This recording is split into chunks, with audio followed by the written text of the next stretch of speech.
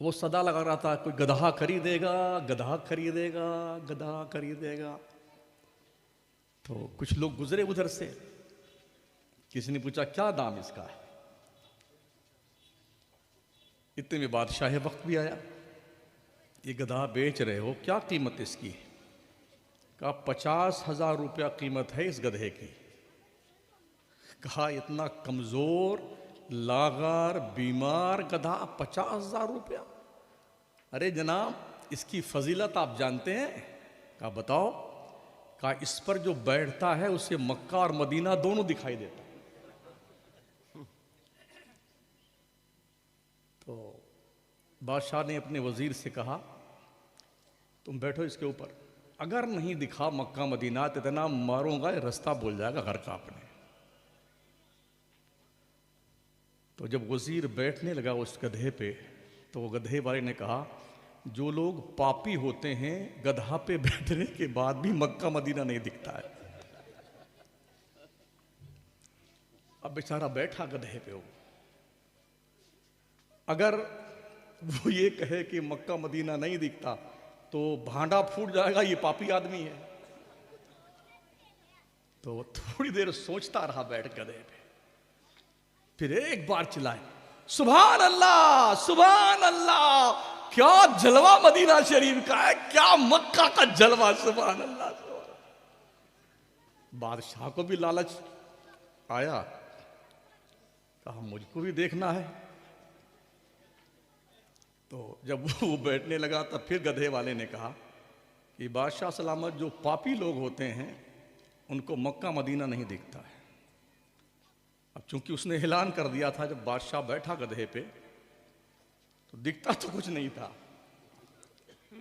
मगर अब क्या करता? अगर ये कहे नहीं दिखता है तो पूरे शहर में ये शोहरा हो जाए पापी बादशाह है।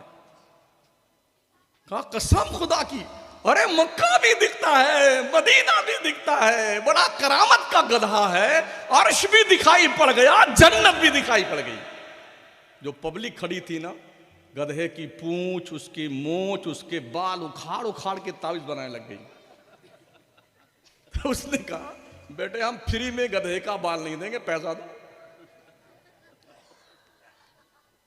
हमारी कौम यही सोचती है कि कोई ऐसा गधा मिल जाए, बस एक दो बाल मिल जाए, तावीज बना के पहन ले, सब वारे नहीं आ रहे हो जाए। कुछ नहीं होने वाला, सुन लो, समझ रहे हो? पढ़िए, इल्म सीखिए, चाहे चीन तक जाना पड़े।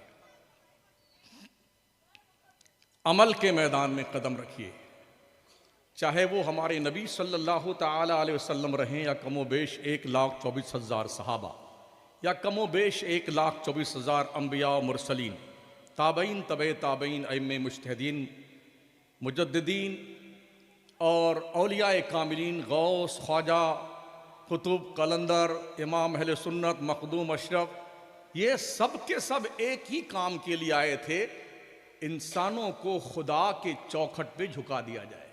बेशक ये तो हम करते नहीं। ऐसी भीड़ चलती है, पैदल अजमेर जा रहे हैं, ठसे ठसे जा रहे हैं, कुछ होने वाला नहीं है, कुछ नहीं होने वाला है। समझ रहे हो? अगर तुमने दीन के रास्ते पे कदम नहीं रखा तो भूल जाओ, ये खप्त दिमाग से निकाल दो कि तुम्हें कोई इज्जत मिलने वाली या तुम्हारी तकदीर का सितारा औज सुरैया पे पहुंचने वाला, कभी नहीं पहुंचेगा। परसों में कर्नाटक में था, मैंगलोर, मेरी तकरीर थी वहां पे, इंदौर से मैंगलोर गया।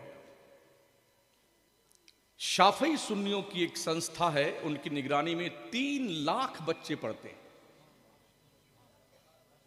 डॉक्टर, इंजीनियर, लॉयर, मौलाना, हाफिज, कारी, ये सब बन रहे हैं। पूरा गांव मिलकर के एक अंजुमन में ढंग का तालीम का सिस्टम अब तक नहीं बना पाया। इसलिए जो चुन के जाते हैं गंवार, जाहिल, अनपढ़, बदमाश, जुआरी, जाने कैसे कैसे कारनामे करते हैं, और वो जाकर के अंजुमन के मेंबर बन जाते हैं, इल्ला माशाअल्लाह। इनसे आप समझते हैं क्या आपकी कौम का विकास हो? अरे कुछ सुन रहे हो? हाँ, अभी हमारे अब्दुल अजीज साहब जो भी इलेक्शन में खड़े, क्या नाम है, हिंदुस्तान के भाई लगते शायद, अब्दुल अजीज साहब खड़े थे इलेक्शन में। वो भी उन्होंने कहा कि आप जैसा 2-3 मौलाना इस गांव में होना चाहिए। हमने कहा एक ही हजम नहीं होता है, तो 2-3 की बात करते हो। लोगों के हाजमे खराब हो गए हैं शमसुद्दीन के नाम पर है? लेकिन आप बिल्कुल क्लियर बात करते हैं। हमने कहा इसलिए बात करते हैं कि हमें कोई लालच नहीं आपसे, हम आपसे डरते नहीं हैं, किसी से नहीं। हम अपने रब के बंदे हैं, उसके दीन के काम में लगे हुए हैं, और रब ने वो इज्जत दी है जिसे हम सोच भी नहीं सकते थे। बेशक। मैं जब सुबह कल लौटा वहां से मैंगलोर एयरपोर्ट के लिए 8 बजे, तो 5 से 6 साल के बच्चे और बच्चियां, 5 साल की बच्ची भी नकाब पहने हुई थी, वो पढ़ के लौट रहे थे। तो मौलाना ने बताया कि हजरत 5 बजे सुबह इनकी क्लास लगती है। जब हमारे यहाँ फजर की अजान भी नहीं होती है, ये 5 बजे क्लास लगती है। 3 घंटा ये बच्चे और बच्चियां पढ़ते हैं। अब ये घर जा रहे हैं, अब स्कूल जाएंगे। आप कितना पढ़ते हैं वो आप जाने, अपने बच्चों को कितना पढ़ाते हैं उसे आप जाने। तीतर बटेर मुर्गा मछली खा खा करके मुस्टंडा बनने वालों, अपने बच्चों की फीस भर के पढ़ाया करो।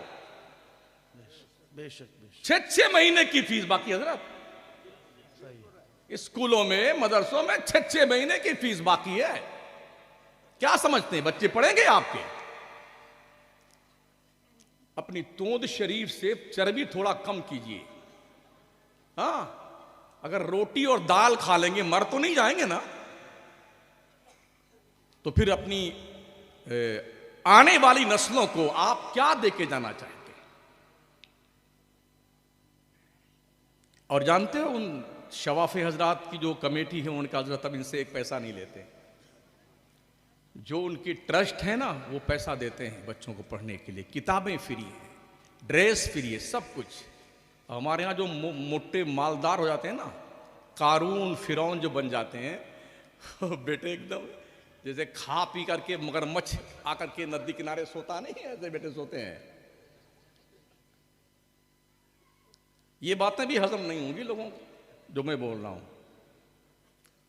किसी दुकान से हाजमोला ले आइएगा और खा लीजिएगा उसे। हमारे बहुत सारे अहबाब खड़े हुए हैं।